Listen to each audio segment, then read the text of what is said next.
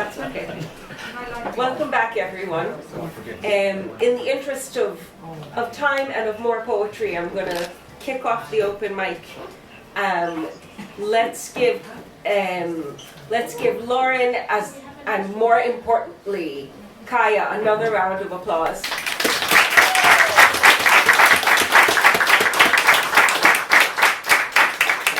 And before we start the festivities of the second half of the evening, I'd like to take this occasion to thank Poetry Ireland again for partnering with us to make sure that the series can continue and that Kaya will get paid, which is a lovely thing for poets to get paid once in a while. So thank you for Poetry Ireland for helping us advertise and pay our poets, and in general being excellent partners. So no more from me.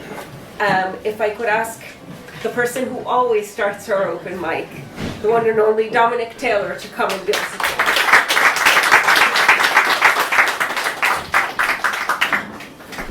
Thanks, Dor. Just a little ditty about Brigitte Bardot. You probably recall she passed away there before Christmas. So she was a famous recluse, so I just kind of compared her with another famous recluse, Emily Dickinson. Brigitte Bardot is dead, and so is Emily Dickinson. Both women made their art, and the world not listening. One in celluloid, one in shuttered rooms, each crafting beauty from their chosen form. Bardot danced before the camera's eye, while Emily dressed in white and let the years fly. One stripped to skin, the other wrapped in lace, yet both knew how to vanish without a trace. For Bardot, the world of film was wearing thin. Those pouting lips concealed a sharper self within, while Dickinson retreated and never left her house, stitched her poems in booklets but never sent them out. Sex symbol, virgin poet, labels missed the core, two brilliant minds who chose to shut and lock the door. They made their art from absence, both ghosts before they died, teaching us that to create, sometimes you have to hide. Thank you.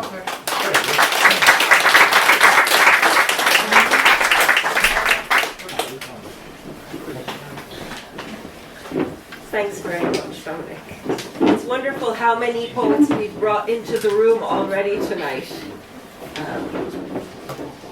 Next, another local Limerick legend, Cora Peters.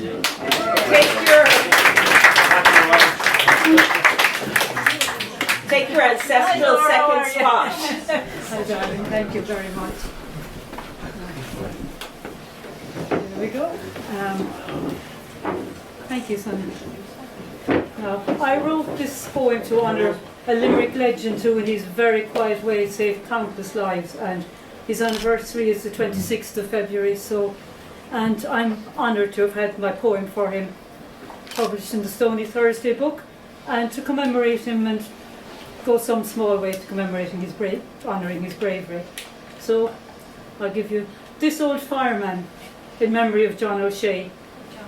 Invincible as the Greek god Hephaestus, braver than the fiercest Wolverine, this old fireman, shoulders orbed under the fire hose heft, would extinguish fierce infernos, dragging out hapless corpses black as tar in pugilistic pose. His most doleful duty, to cut his brother Charlie down from a stone bridge that spanned the Park Canal. Anguished, his salty grief compelled him to be absolutely fearless, a lone wolf, fervid in saving lives. When all other firefighters retreated from wild firestorms, this man of men persevered through hellish flames, scouring the smoke-clogged foxholes marked for death, delivering fathers, mothers, children to safety and the seasons of their survival. Home, he threw his fire gloves on the table, reached for Willie Nelson and filled the kettle. In the room, a tapestry of time, he'd strip away the day, hang up his turnout gear with reverence and fire the stove. In a nut-buck leather armchair, wrapped in his alpaca woolen cardigan, he'd roll a spliff and drink his coffee. Sleeping dogs would lie. Then away with his spirit dreams, this old fireman, this old friend would burn one down in the dark. Now, thanks for listening.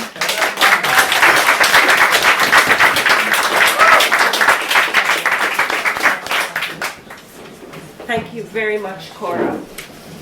And speaking of the Stony Thursday book, there's going to be a celebration of 50 years of the Stony Thursday book. So anyone who's ever been published in the Stony Thursday is welcome to come and read their poem and take part in the celebration, which is on Thursday the 9th of April in the Bell Table, and you can email Dominic at the Limerick Writers Centre at gmail.com to make sure that there's a spot for you in that. The next poet is a First Wednesday poet, and we're delighted that she's come back. She's also a Lime Square poet and probably contributes to many other poetry gatherings, and someone who's lovely to hear every time. Marie Studer, will you come up and give us a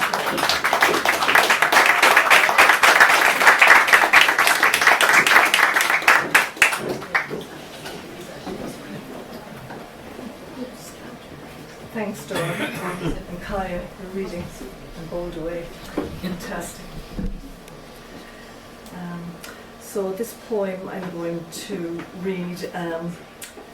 I read Colin McCann's A Peregrine last year, and then I went to see Rami and Elahan, the Palestinian and the Israeli man whose story the novel was based on. They were in the Lime Tree Theatre. So this is my interpretation. The story of two bereaved fathers after listening to them speak. In Limerick's Lime Tree Theatre, two men converse on stage, each seamlessly picking up where the other leaves off. Rami tells his story, and I see the young Israeli soldier swallowing the screams of friends and foes in the Sinai sands, returning to the bubble of study, family and career.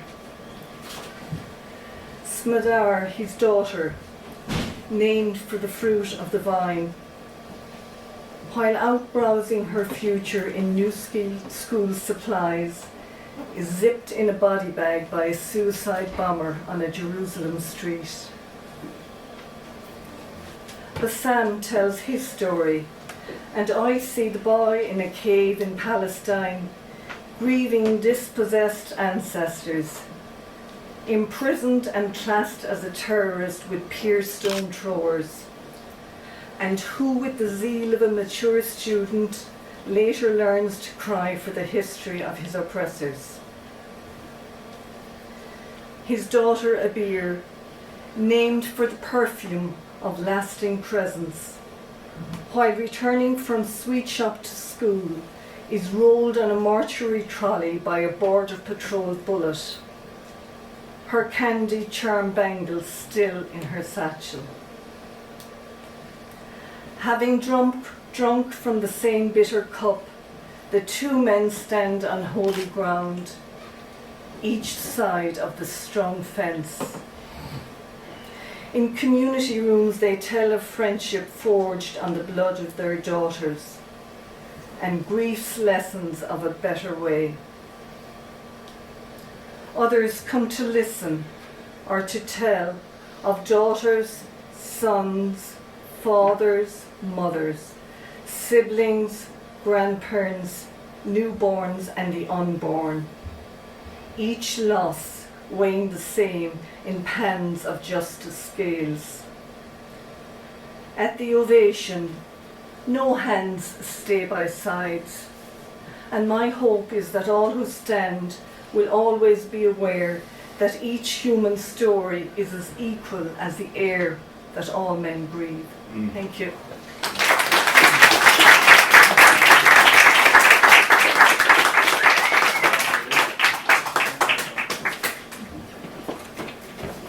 Thank you very much for that poem, Marie.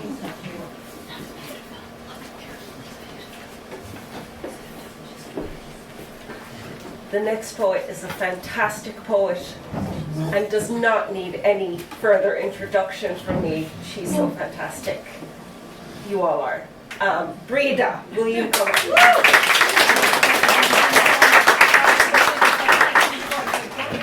Dora, thank you for that lovely introduction, and Kea, wow, just absolutely stunning stuff. It just blew us away, and thank you.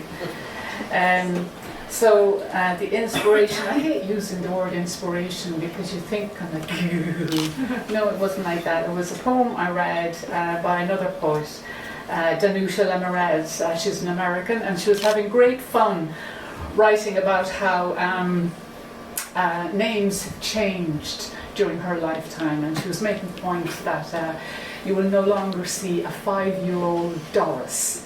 So that's more or less where she's coming from. And I was thinking about how would I transfer that into an Irish situation, and when I was doing my free write, I was hardly halfway down the page when I realised that Irish first names are as much political as they are social. And you could stop to think about, for instance, like there are many countries in the world where a child named Freedom, no one's going to bat an eyelid because it's in the DNA of that country. And we have that here in Ireland with the name Saoirse. And so that's where the inspiration came from. Before we could thank them, Philomena left first, latched the back door softly, the way women do who've carried messages under cardigans. Vera followed, handbag tucked, that careful wait, some names clutched, while the country dried gun oil. For Cornelius stepped off the boreen, speedily as someone who once looked both ways for the wrong uniform. Nora, too, 5 cows trailing her like a convoy she never spoke of. Then, somewhere between La Masse and the late, we straightened our backs, shook dust,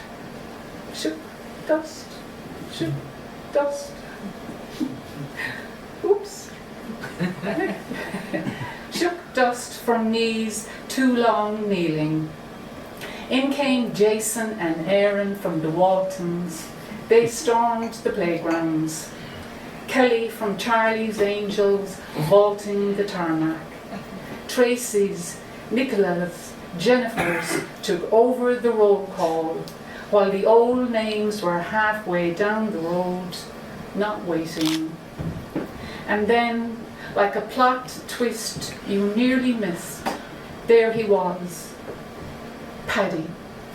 The 80s blown out, 90s blowing in, the whole country catching itself in a clear pane of glass. Paddy, not the plastic shamrock one, but the new lad.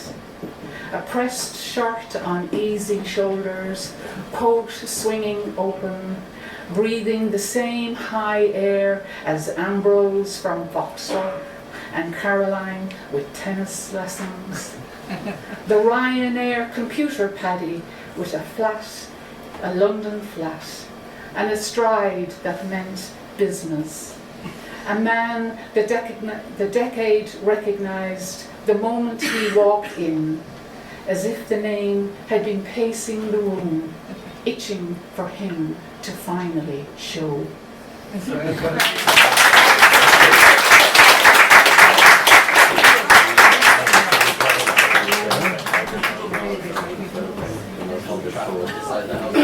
Thank you very much, Breda.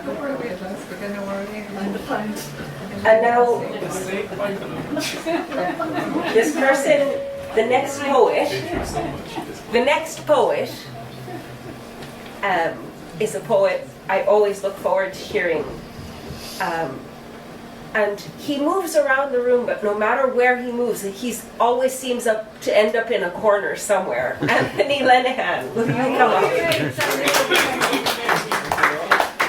Oh, come on, we can do better than that.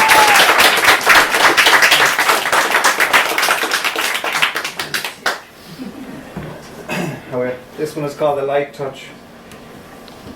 Sunday morning after second mass, brisk dancing. Brisk on the spot, in the kitchen dancing. Snug in their highly polished black shoes, nimble feet leather the lino floor, leap low to the ground, spring through quickening air, exude a devil-may-caredom and unabashed here I amness. He's back to our fired up for boiling the dinner Hamco range. Father is dancing, solo. Loose-limbed, spontaneous, joyous in every pore, he's endowed with the light touch. Some brimming with vitality rhythm plays through him, abducting and strangely tenderizing the moment. Then this short, snappy performance concludes with a single flourishing foot sweep. My father in his element dancing, in his buoyancy, his happiness, his short-lived, long-lasting happiness. Thank you.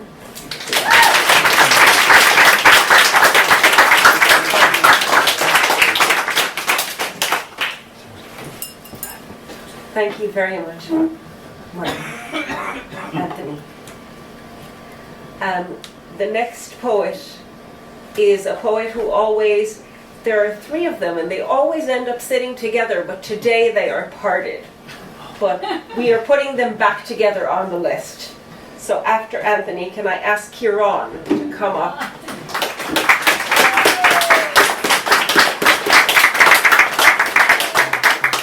And also, while he's making his way here, thank you so much, Sonny, for all your help today.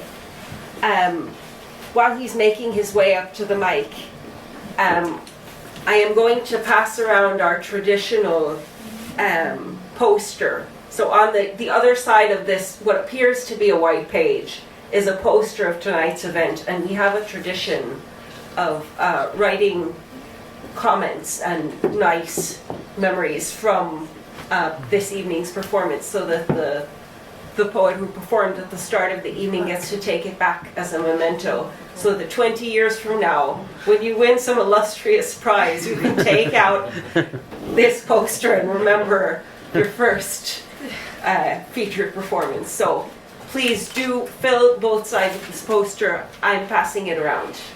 Kieran, over to you. Thank you very much, Cheryl. This poem is the first part of a mirror poem. It's very long, so I'll just read the first part. It's set during the Siege of Limerick in 1690. And the main event of that siege was the Battle of the Breach, where William's army tried to take the city by storm, but was beaten back by its defenders. So also then, this poem tells the story from a point of view of a fictional character.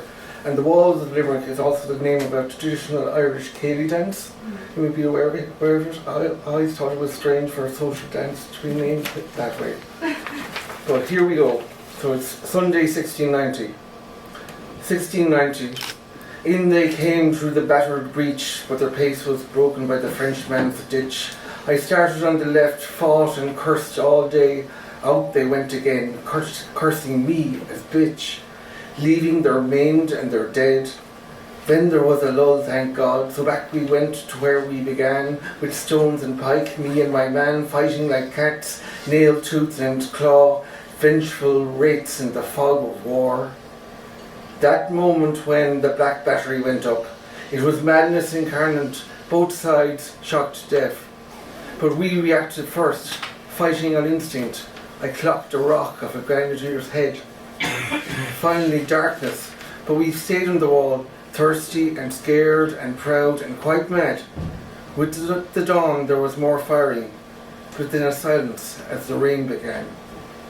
They were gone within half a day, so we clambered out onto the breach again, searching for our maimed and our dead.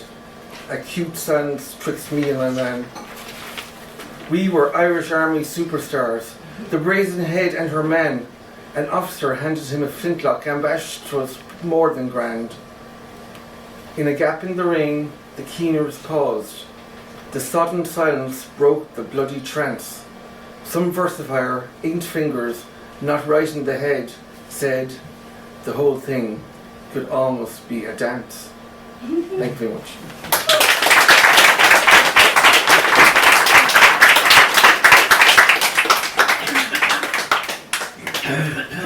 Thank you, Kieran. And next, again, I'm going to pull from this corner. Martin, will you like to come?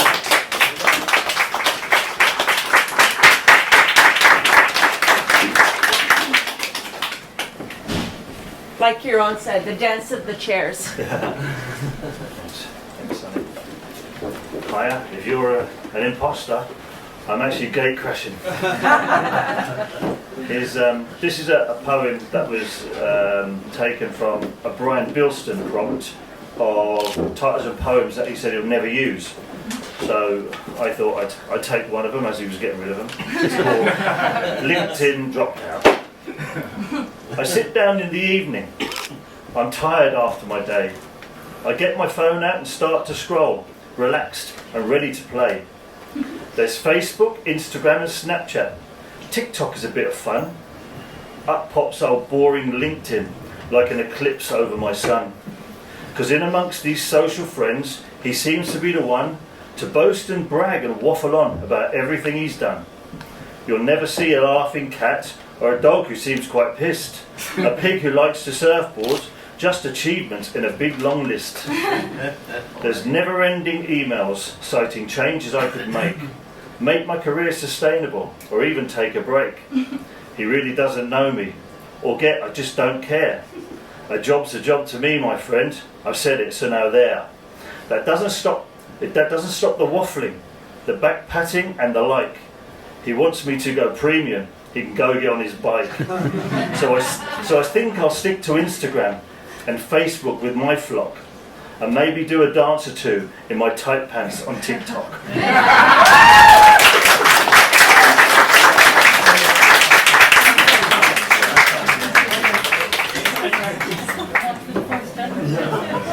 I'll look forward to that, Martin.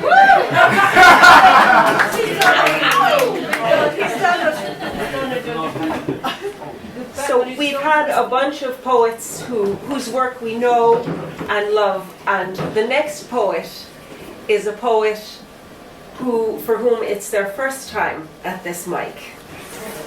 And also, we are going to perform a miracle by parting the seas over here in the middle to make it possible for this poet to come to the mic. Sive, will you give us a poem, please?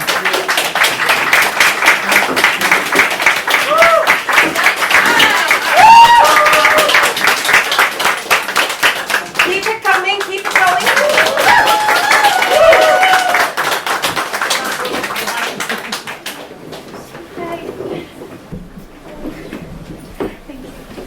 I wrote this during the intermission, so it's not edited. Apologies. It's called How Are You Even Real? How are you even real? A sheepish grin, a box of chocolates, and a fresh pressed shirt for your first date.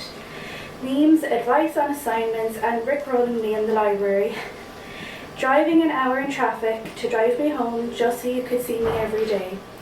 A throaty chuckle at my dark humour that gets me in trouble with everyone else but you. How are you even real? Immediately snapping into husband mode and making sure I feel looked after and safe. An abundance of affection when you weren't even sure you'd feel comfortable holding hands. Waiting outside the commercial at 1 a.m. with Chicken Hut and asking about music you'd never listen to just to hear me yap because you'd like how animated I get.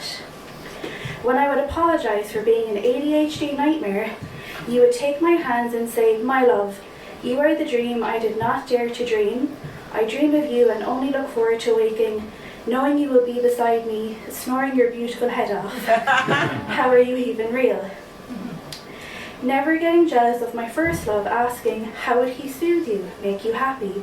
Hanging up our art, asking about his interests, demanding to know how he never got me to finish Star Wars.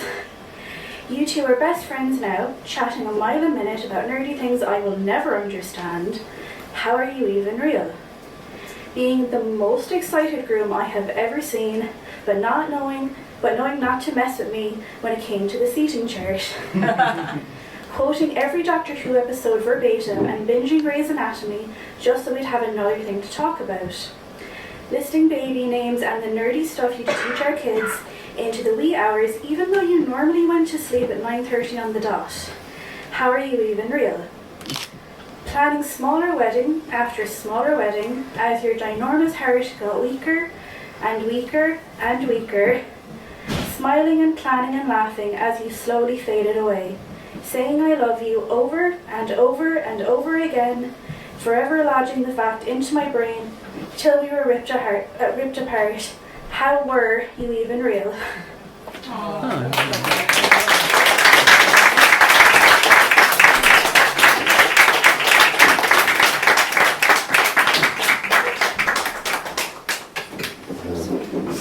So we have a tradition in the White House to give first-time open mic spotters a second round of applause, and here is so well.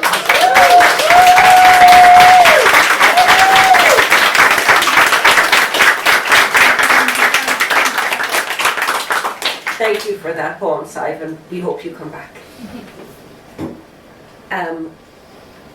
Funnily enough, I met Sive at the Next Poets recent launch of their book, which is brilliantly comprised of numerous rejection letters, and which I plan to take out the next time I send poems out. And you all should take a look at. Edward, will you come up and give us a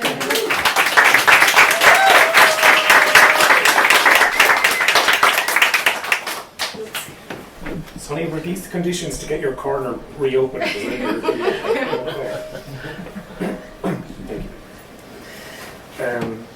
Congratulations to Kaya as well on her big night.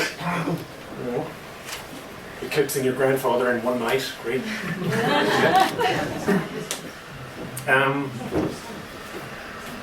This poem is never really thought I'd write a poem about going to the gym, but it happened, and yeah, like I was in this class, this strength and conditioning class, and the requirement was at the time to constantly squat down and pick up this 25 kg ball and then push it into the air as high as I can over and over. Sounds like insanity, but there was a room full of us doing it. Yeah, I mean, it gets tiring, and as a means of coping with it, I started thinking about the mythological story of Sisyphus and any possible parallels I could draw with his situation. And yeah, thankfully by the end of the poem I did feel a lot better than I thought Sisyphus probably did. But it's a villanelle, so you'll notice the kind of repeating line structure and rhyme scheme. But yeah, it's called At Sweatbox Considering Sisyphus. Oh, by the way, the actual plural of Sisyphus is Sisyphi, which by itself is worth a poem. Anyway. Squat and lift and push the ball to the sky. No hawk swooping to strip meat from bone, and there's no God I am being punished by. Every time this gravity will win, yet I'll try. Never alone, there's mine and many's grown. Squat and lift and push the ball to the sky. Not dead now, content I won't this day die. There's no mountain nor gargantuan stone, for there's no God I am being punished by. There is meaning, it's not illusion, not a lie, and we carry smartphones, never a millstone.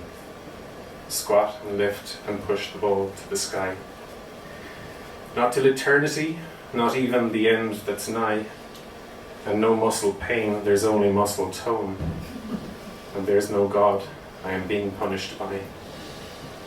No modern Sisyphus, we are not Sisyphi. Worst in his lot was being left on his own, squat and lift and push the ball to the sky. Still, there's no God I am being punished by. Will I get away with one more? Yeah. Yeah, is that okay? Go on. I've had enough rejection, right?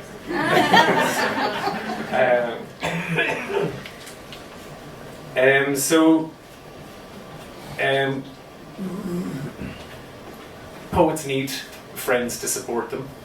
This is a fact. I have loads of support around you tonight. Fair play to you.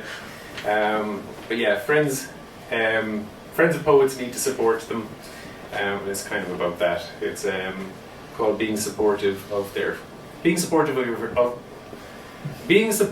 your friend who writes poetry. Support your friend poet, by the way. Your phone dings, and it's your friend, the one who writes poetry.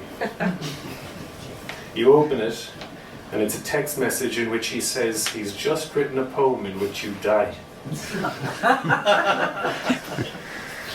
He writes that you're not named at all, but that you will recognize yourself in it. Even if no one else recognizes you, you will feel certain it can only be you who has just died in the poem. He includes some laughter emojis at the end of the text message. You don't know how to respond to it. You don't respond to it. That's just how it is sometimes, you tell yourself, when you have a friend who writes poetry. Time passes by and you forget the message ever came. And then you were at a poetry reading. You are there, being supportive of your friend, yes, the one who writes poetry. He then reads out a poem in which you die. As he does, you remember the text message. It was all true. It is to you very clearly you who has died. And it's so very silly. You know it's just a poem. It's totally harmless. But you catch yourself checking your pulse. And you're certain. You can feel it. The color has just drained entirely from your face. You need to make sure it's still there, your pulse. That the poem hasn't been right about you. That you haven't just slipped out of this world and into an afterlife. And not just any afterlife, but a poetry reading. An eternal one.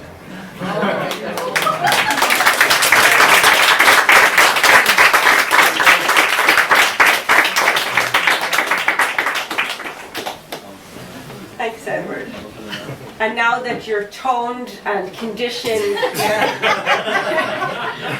that you've sentenced us or gifted us with an afterlife of poetry, thank you very much. Let's give him another round.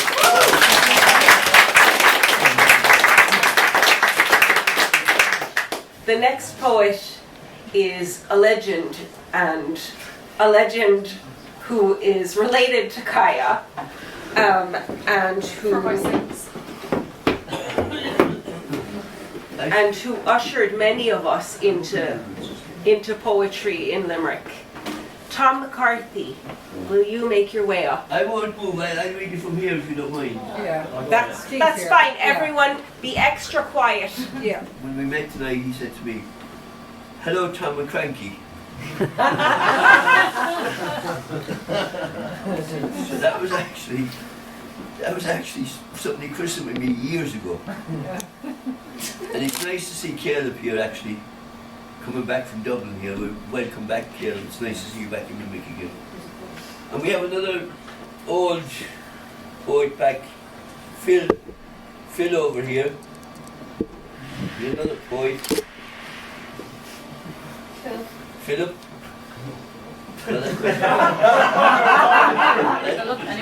Is he there someplace? Anyway,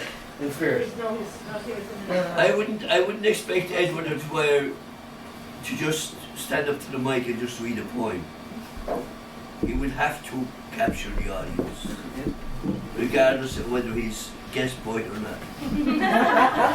Someone find Phil. Where is Phil?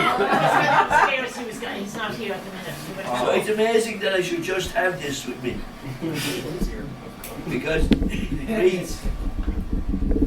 it reads Nobody but you.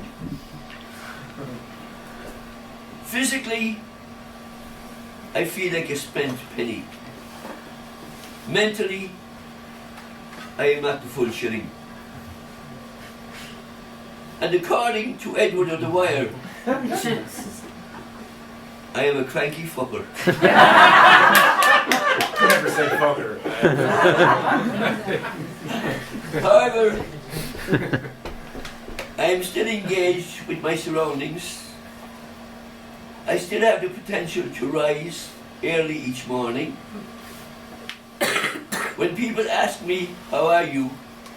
I reply with, I am trying to keep my head up. Sympathy is not my forte. Because of my disability, I have physically aged. I have lost my agility. My capabilities are gauged, tailored to suit the twisted frame. Every day is different. No two darlings are the same. However, I still have the potential to rise at any time and can still remember. I can still laugh and cry. I have no intentions of saying goodbye.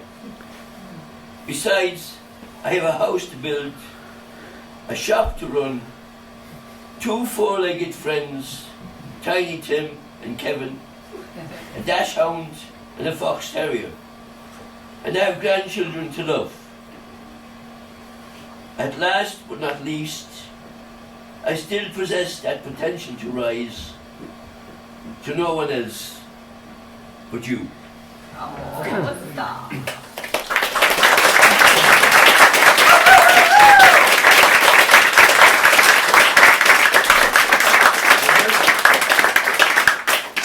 A shortened poem here, and actually I won't read a shortened poem, I'll actually pay credit to my granddaughter there. She was actually, I must say, in my 20 years of poetry, she has been, if not the best, but one of the best that I've ever heard. Fair play to you.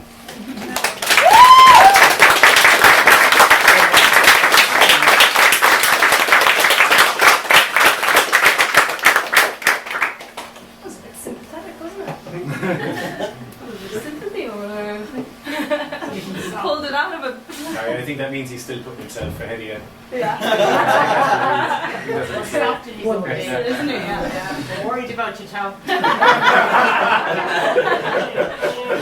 Good job, somebody is.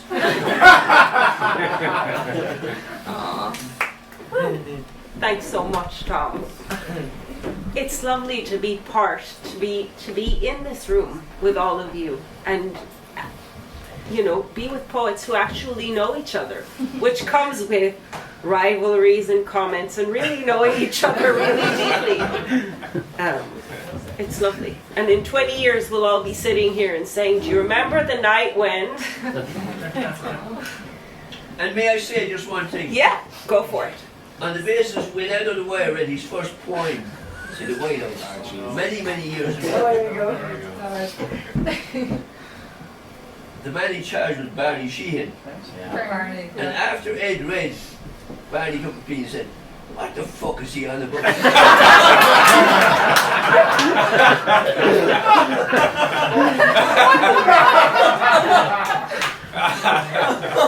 and my comment, believe it or not, my comment back to Barney was that he's going to make a very good poet. And many books later now, Edward? Since then? And I must say he has been a good poet, and congratulations, Ed. Thank you, Tom. Definitely. I still say that's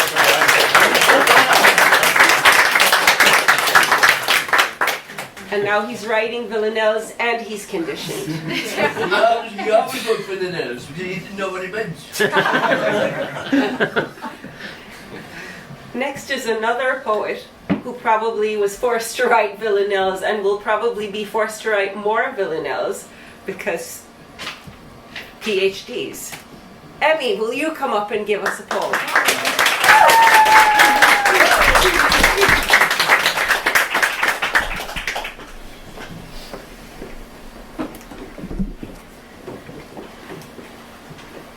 don't mean to pick on Ed again, but it seems like if you want to get poets to work out, you kind of have to threaten their life or something. Like, it's like they're like, oh God, I've got to get fit so I don't die in a poem. It's becoming a first themed evening at the White House.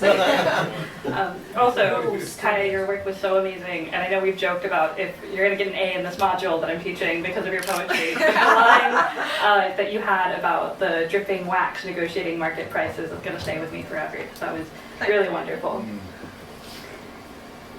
I am a water droplet, shaking on the windshield of a motorway car, held in place, hurtling through space, unable to fall as I'm pushed forward and forward and up, too close to the center of the glass to wind my way out along snaky wet trails, too far from another droplet that would swallow me whole and grow large enough to take the hand of gravity.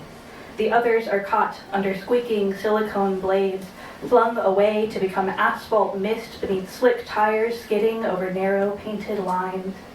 I remain trapped between forces that distort my shape and warp me into something different every mile.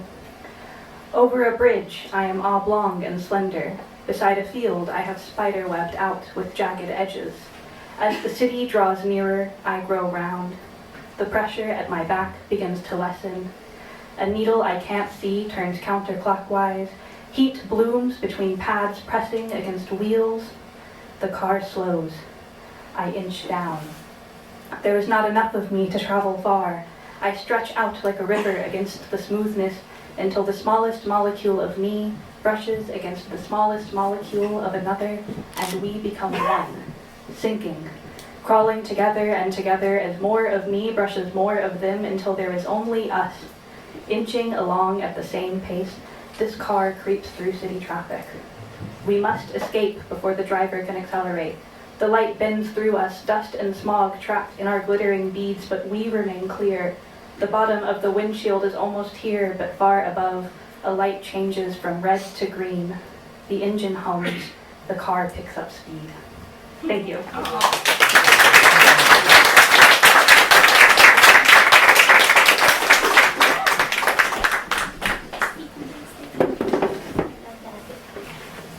Thanks so much, Amber.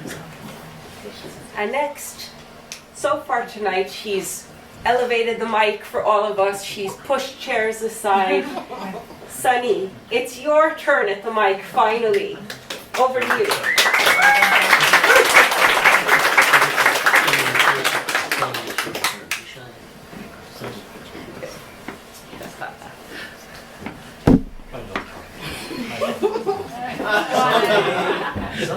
Thank you. He's taking your job.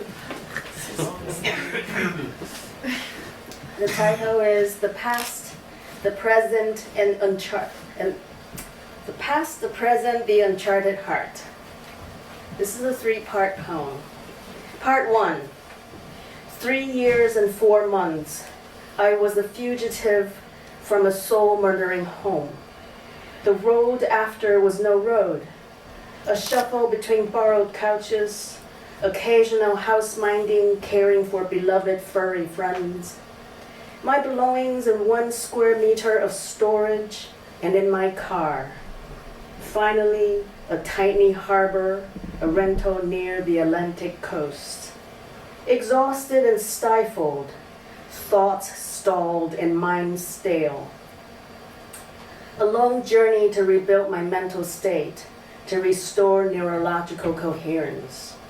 I chose shadow work over victimhood, mined every ore of my agony, sifted the ash of my cremated soul.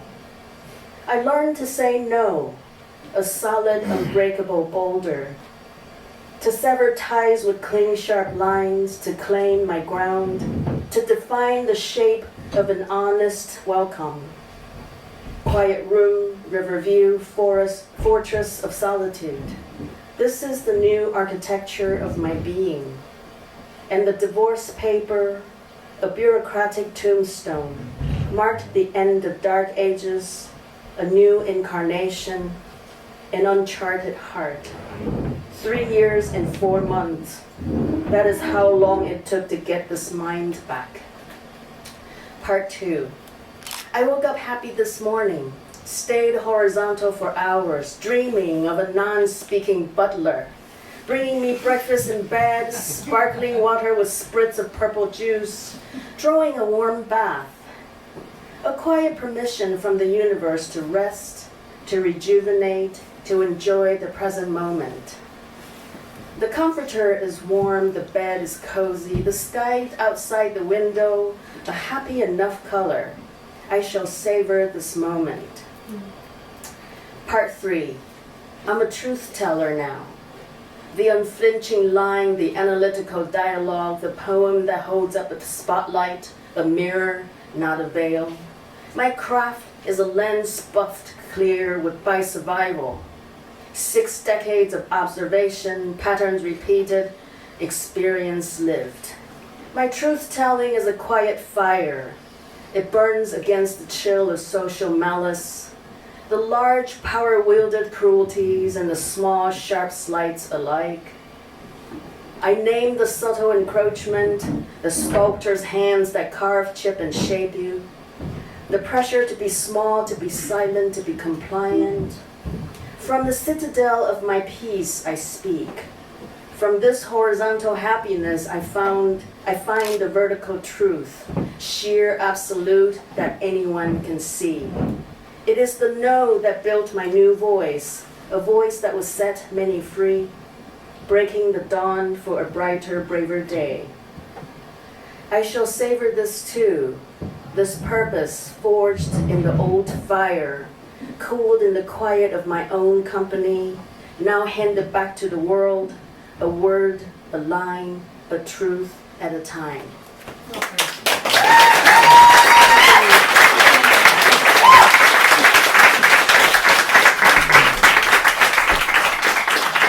Thanks so much, son. Don't mind the ghosts of poets past moving furniture.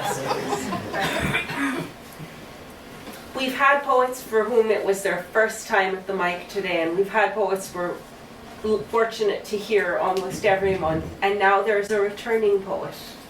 Caleb, will you come and give us a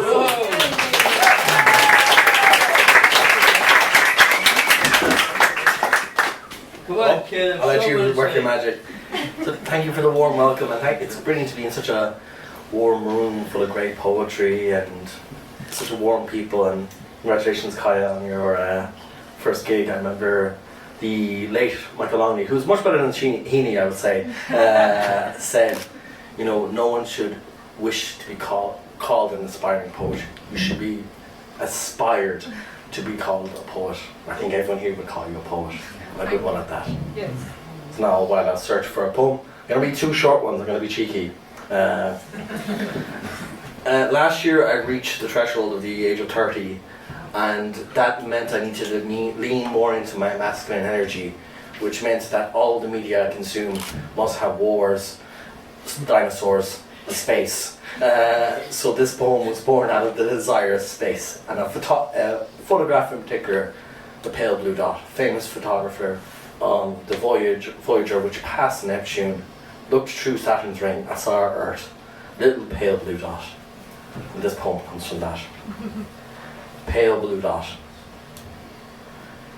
When Sagan's golden disk just passed by Neptune, Voyager turned its back on Pluto's forgotten surface and takes us all in her lens as the pale blue dot. Each meaningless moment of our lives has occurred here. The passing of time, the crushing of mountains, the oceans finally coming in to claim us, as it has been warned all the time. The bar mitzvahs will be had, the siestas will go on and never end. The glory of human achievement will be gained and slept upon as a nonna's cracking knuckles will have knead out the gnocchi for family dinner. We, however, will have just awoken, though. We'll have slept past noon, half-dressed, stumbling into our disused flat-pack kitchen. Carl's camera catches us here, in our unaware, blissful state, listening to cheap Euro pop and eating day-old frozen pizza. I will glance into your eyes and for the first time see the pale blue dot in your left iris. finding after all these years the point of it all.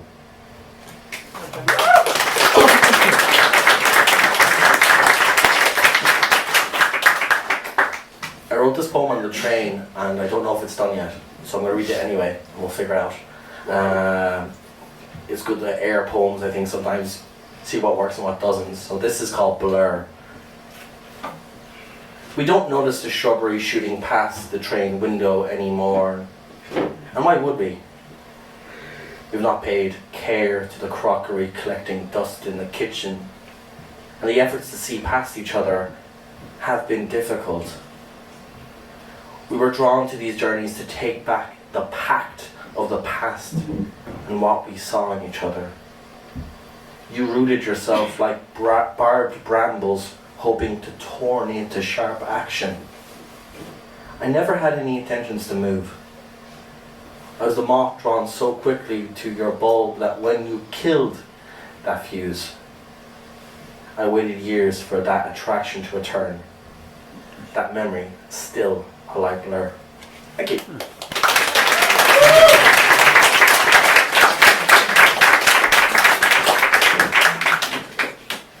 Thank you very much, Caleb.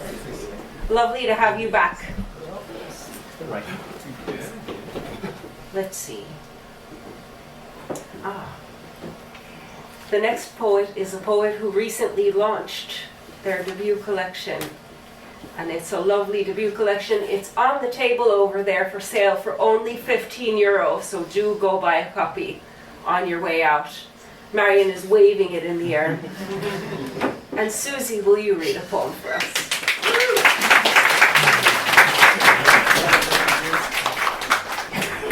Thanks, Dora. This is the. I wrote this one poem around the pandemic, when I was kind of just alone in my apartment, going insane. Somebody told me today that they think about this poem every time they have Weetabix, which is amazing.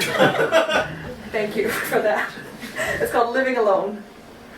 I discover strange new freedoms. I eat a box of cereal in a day, and no one complains about how quickly all the cereal disappeared. I could eat nothing or nothing but cereal. No one stops me. I could go back to the supermarket so often, the cashiers learn my eyes and the pattern of my mask, and wonder why I come in so often just to buy a box of the same brand of cereal, and whether my mother ever taught me to cook a proper meal for myself, and whether I might consider getting a life anytime soon, and why I don't just stock up on 10 boxes at once, but then I might eat nothing else for 10 days and no one would be there to stop me.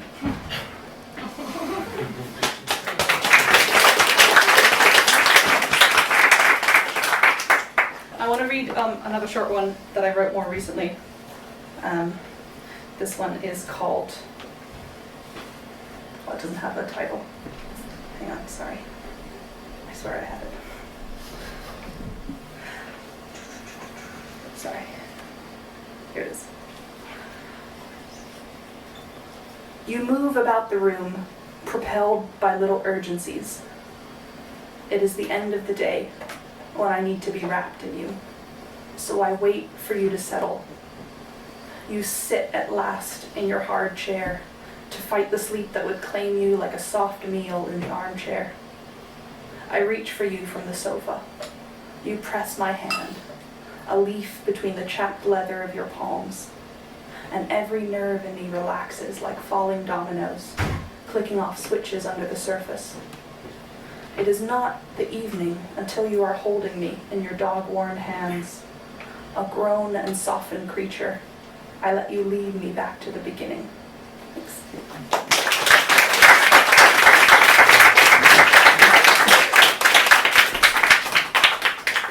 Thank you so much, Susie. The next poet is a poet who reliably comes to record events and to participate in them. Ja, will you come up and give us a poem?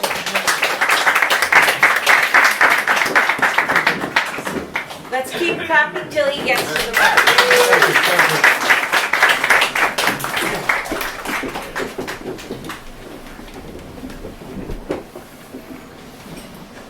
Hi, good evening. I am Jamalik. I am motivated Bengali poet. Poetry and poetry reflection, my hobby. In the present, in my poem, noticing spirituality, philosophy, and devotion to the God. Anyone believe or don't believe, it is my poem. Name is Coffin. With this poem, recall for every mankind. Today, I dedicated my poem to the Limerick Writers Center and my favorite poet, Sir Dominic Taylor. Hey.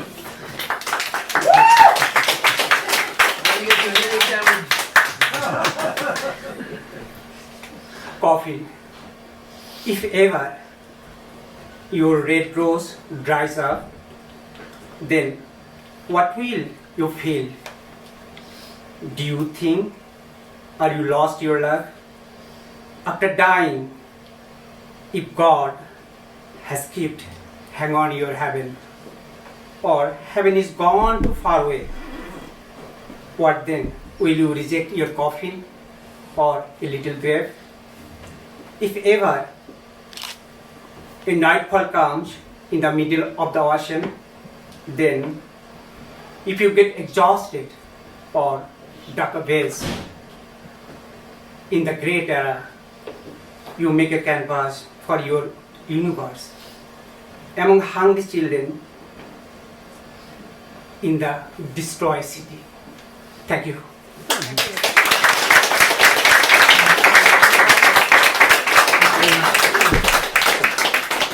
Thank you, sir.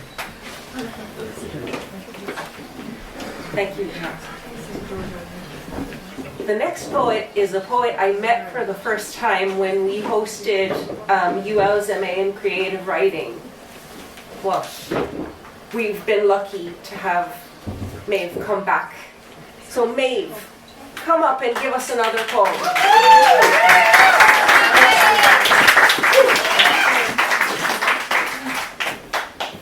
Thank you. Shorties got to look out for each other. This is so nice. Yeah, I've been coming around here for almost like 3 years now, which is crazy.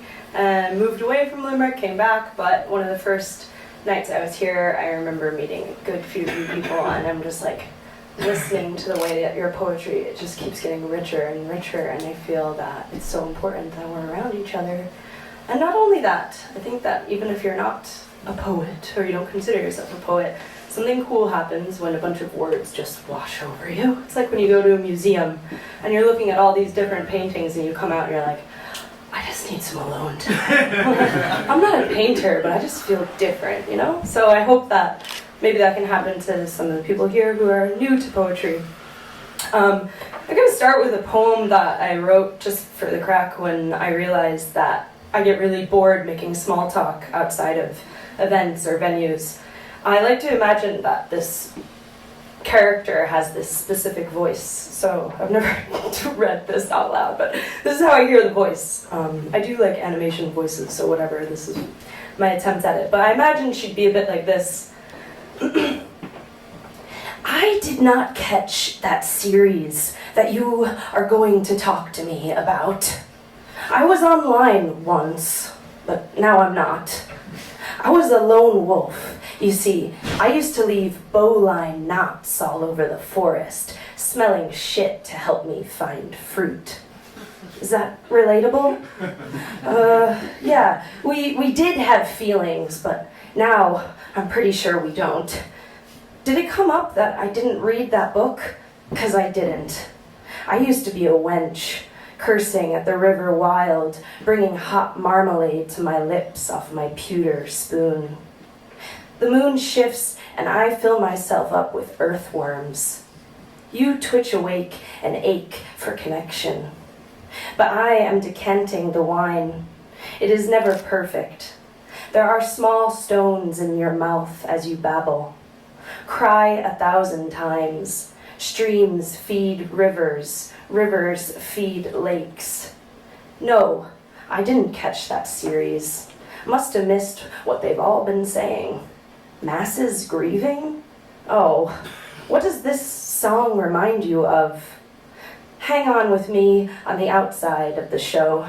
Don't go in, I'll have another smoke. Oh, I haven't disappeared completely yet.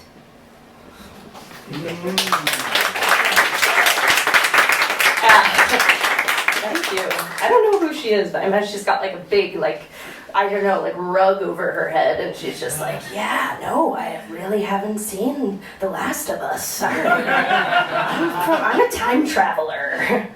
All right, that was weird. And then the other day, I've been in a real writer's block, but I had some haikus, so I'll just read you a couple of haikus. My friend Paul told me a story about his grandpa, and it made me laugh. So this haiku is for him. They showed him the sea for the first time at 80. What a waste of land. That's what his granddad said. And then just another one here, another short one. The diffused sunlight, better than no sun at all. I count your freckles. Thanks. And thanks, Kyle, you're amazing.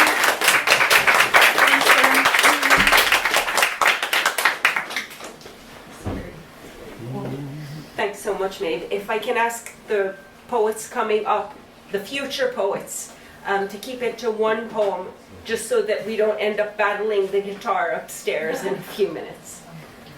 The next poet, as always, has shown up perfectly coiffed and dressed. Stephen, over to you.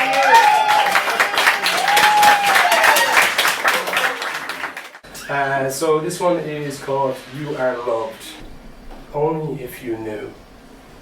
Only if you looked at me the way I look at you. I put my hand out in hopes someday that you will grab on, never let go. It could have been the coldest winter ever, yet you would make it shine instead of snow. Even your body would glow, so warm, so loving, no matter how cold. You keep looking at me in the strangest way. I just wish you would clear your head of that haze. Just open your eyes and leave your true colors fly. Don't be surprised. Wipe those tears from your beautiful eyes. You're so loved from everywhere. Even strangers have to stop and stare. Your true beauty can be seen from anywhere.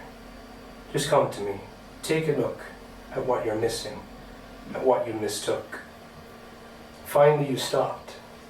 You stopped and actually looked at me. You looked at me the way I did when I first saw your beautiful face. But now that I'm with you, it's time to let me go. You no longer need me. Let the hurt and pain go, for I am but a mirror and won't help you grow. Thank you.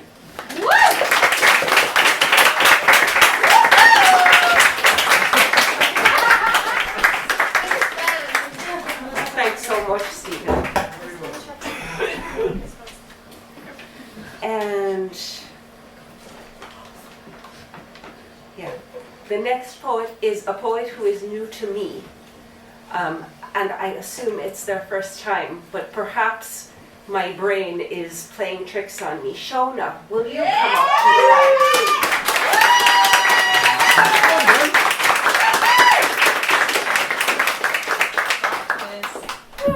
Thank you. You'll have to bear with me now. This is my first time doing this in front of a crowded room. I'll do my best. Start on the right page, sure. People always say you find what you're not looking for. A statement I never quite found to be true. I was always looking for something more. You hold my face when you kiss me. Nothing has ever felt this pure. Appearing out of nowhere, so out of the blue, I had this sudden feeling throughout me, like I already knew you. When you run your fingers through my hair and when you trace my spine, this entire experience with you has been absolutely divine. I believe that everything happens for a reason. We met towards the end of summer, August 1st to be exact. Long nights of tiggling and teasing to suss how the other would react. I was never much good at completing puzzles. I guess you're the missing piece. You just got mixed up in the wrong box, but the finished picture is looking pretty sweet. There's a countdown in my head until I see you again. I often find myself missing you. I don't want this to end. When I'm wrapped in your arms, my head on your chest, giving myself to you won't be something I will ever regret. Why are we trying to fight the feeling like we're not meant to be? Planes upon planes will open for us. You know I'm for you and you're for me. I can't describe the feeling of being with you or apart. It's like something has taken over my body, and piece by piece it's got my heart. Your smile, your laugh, you know that fucking charm. Why don't we just give in and surrender? It wouldn't do us any harm.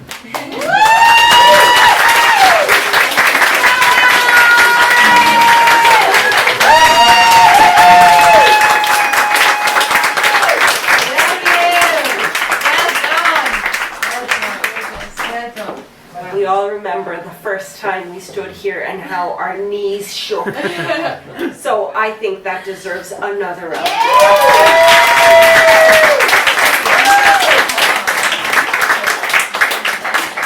I hope you come back, Shona. Yeah. And next is a poet who also, I think, a year ago, way long time ago, was his first time up here. And now he even has his poetry on random businesses' websites without his consent, etc. Like, Matthew, will you come up and give us a poem?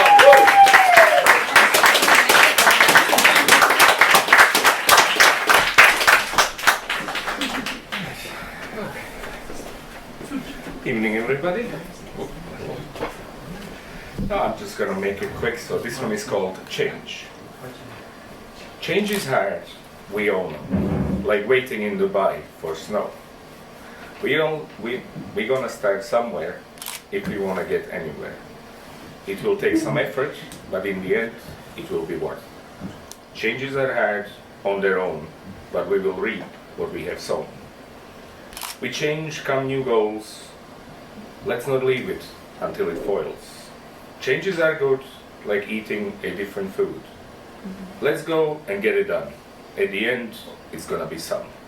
Now you feel like new. Not everyone you can do it, but a few.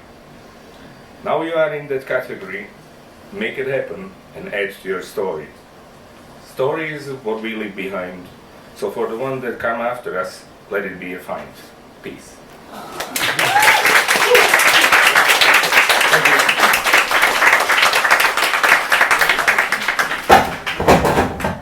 Thank you so much, Sonny. Yeah, some of us are short and we need your help. Thank you so much. The next poet I am so excited to hear because for 2 years I've been trying to convince them to come up to the mic. Kate, will you come up?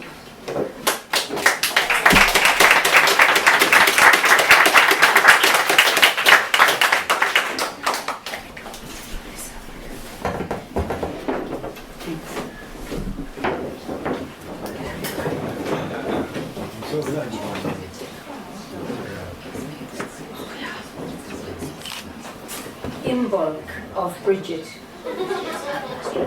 Goddess Bridget, exalted one, goddess of eternal fire, poetry, healing, smithcraft, fertility, and sacred wild wells. Guardian of the hearth, daughter of Dagda, the leader of the Tuatha De Danann, our magical she. The white, ever-milking cow, the white birch wand to make everything grow. Bridget, we celebrate your gifts of wild fertility with pagan breech-yoked dolls, and with the wild frolics of the straw boys. Mother of warrior ruin, and of the first keening for his loss. Imbolc, life in the belly, fire in the belly, lambing season, Bridget's fire is lit within us, and with fire in our bellies, we generate another fertile spring.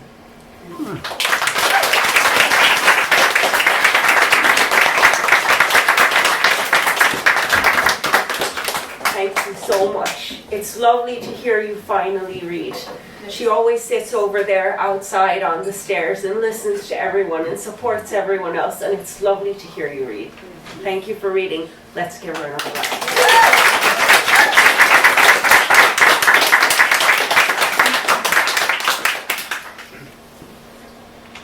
Okay, I have a note about this poet. It says, Tracy, maybe. Tracy, please come up and read.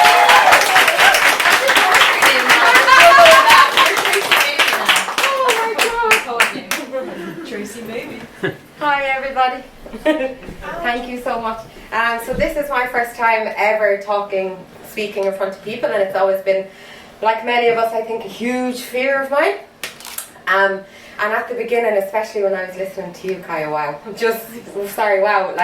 I was like comparing myself, and then it just reminded me of the lesson for all of us. I think that comparison is the thief of joy, and there's space for us all.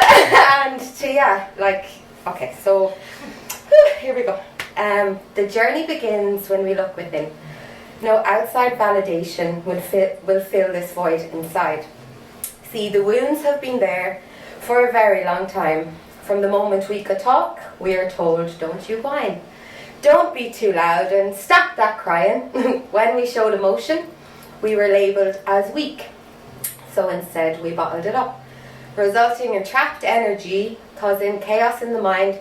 This is the journey we're on. We must remove the blockages one step at a time. Crying is cleansing. Sensitivity is our superpower. It's so safe to feel our feelings and let them go. The time is now.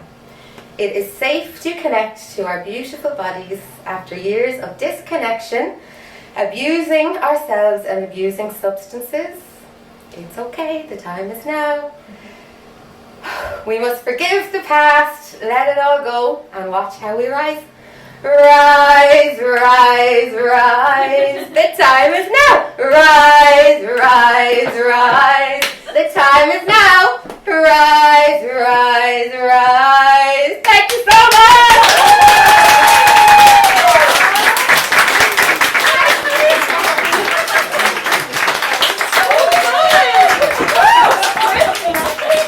The time is now.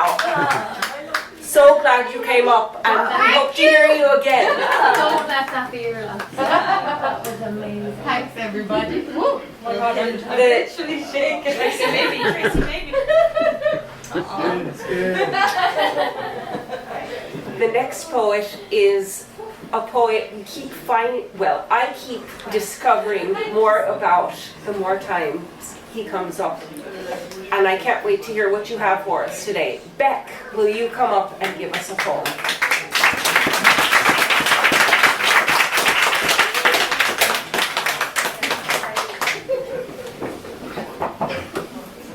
Hi. Three things. Three places I mentioned in this small poem. I come from Nicaragua. I come from a place called Matagalpa, more specifically from another very small town called Matiwas. So this is on the train. Robbing, pecking at the steel of this static carriage.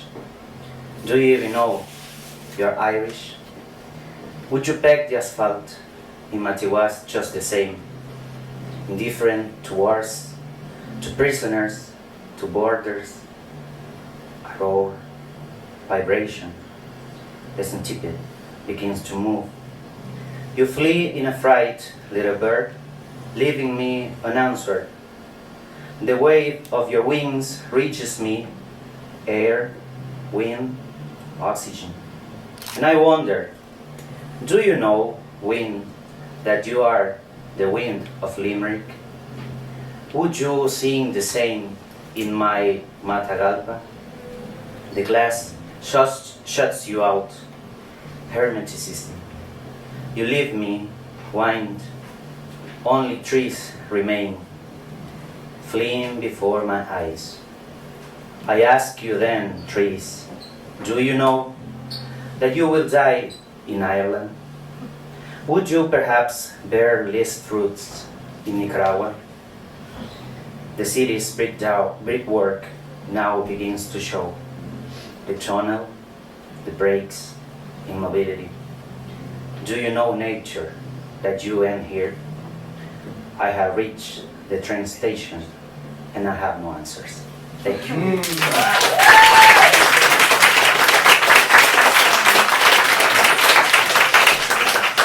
Thanks so much. The next poet and the last poet this evening is Shane. But before they come up, just a quick announcement. So, as you know, April is Poetry Month in Limerick. It's a big festival. Almost every day there's something that goes on. And as part of that, there's a bunch of competitions and events that are happening. But deadlines are started, but they are now open for submissions. So I'll just list them quickly, and if you have any questions, just email the Limerick Writers Centre for more details. So the first one is the Desmond O'Grady International Poetry Competition. That's open for submission.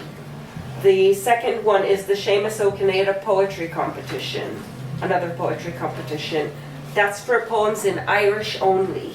So one is in English only, one is in Irish only. Poems with a theme of poetry or April are sought for a display wall for April is Poetry Month, for our poetry wall. So that's not a competition, anyone can send poems in. And the Gerald Griffin competition for the first adult fiction is also now open. And lastly, recently an anthology of writing, poetry and short stories and memoir was launched from people working, frontline workers in Limerick. And there are a few free copies over there at the desk. Marion is waving one, it's the blue book. And there are a bunch of poetry books for sale there as well. So do stop on the way out. So I will stop by to say goodbye afterwards, but after Shane, we will basically conclude the evening. So Shane, come up and wrap us up.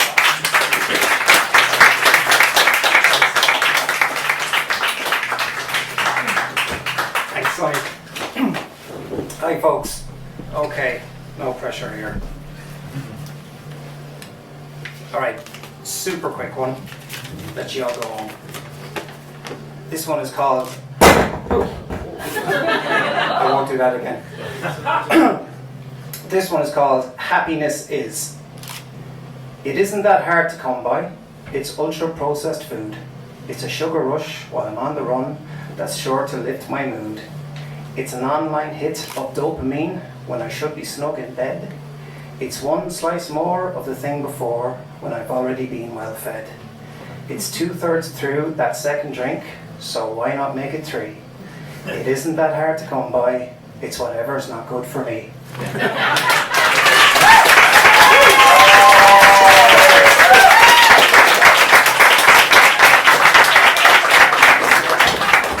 Thanks very much, Shane. And me looking for you out there reminded me of the last time we went, and I was looking for Saturn actually in a telescope, and I'm looking and looking, and they're saying look for rings, look for this, look for that, and after a few minutes my husband says, oh, don't worry about it, she's blind as a bat. So that's, yeah, blind as a bat, but really glad you came up and read that. Thank you very much. So this concludes the night, but we can't go home without giving Kaya one more round of applause.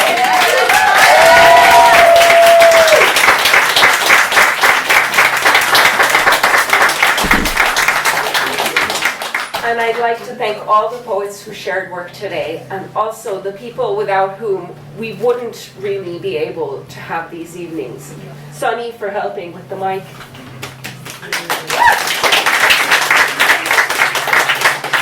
And the next few I'll list quickly.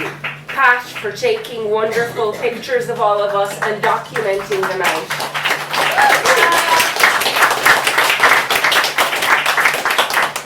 Dominic for more stuff than I can say. He makes the posters and gets the talent and does so much, not just for us, but for poetry in Limerick in general.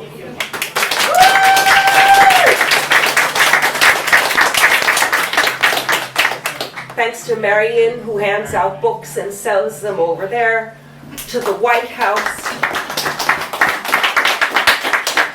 to Poetry Ireland, and I think that pretty much, and to all of you for coming. And to Laura and Dar.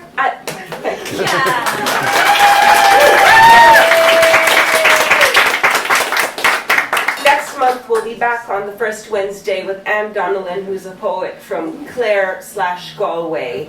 And please all come back and read on the open mic. See you all next month. The winding path now calls to me. The rising sun becomes my guide. A gentle breeze, I feel so free, with nature's beauty by my side.